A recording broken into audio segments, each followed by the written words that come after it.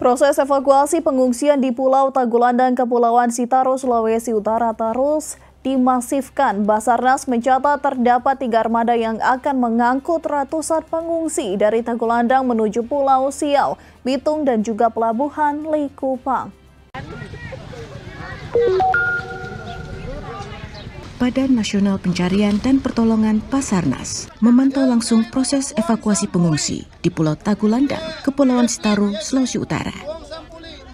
Proses evakuasi yang berjalan sejak Rabu pagi rencananya akan mengerahkan 3 armada yang mampu memuat ratusan pengungsi. Kepala Seksi Operasi Kantor SAR Manado, Yandri, mengatakan proses evakuasi pada Rabu 1 Mei ini akan difokuskan di Pulau Siau, Bitung, dan Pelabuhan Likupang, di mana 2 armada milik ASDP dan 1 kapal Basarnas akan bertolak dari Pelabuhan Minanga. Sementara dari armada TNI Angkatan Laut, lanjut Yandri, saat ini masih dalam koordinasi pihaknya. Meski begitu, ia memastikan proses evakuasi ratusan pengungsi di Pulau Tagulandang berjalan lancar.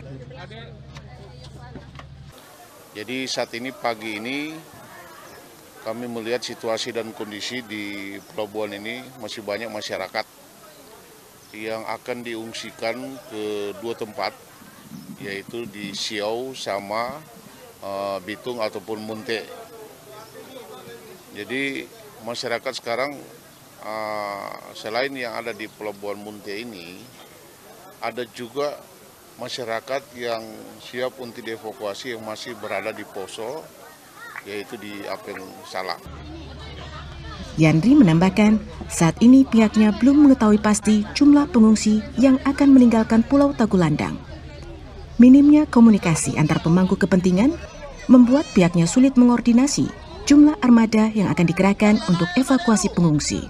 Dari Kepulauan Sitaro, Sulawesi Utara, Pradana Putra Tampi, Angga, Kantor Berita Antara, mewartakan.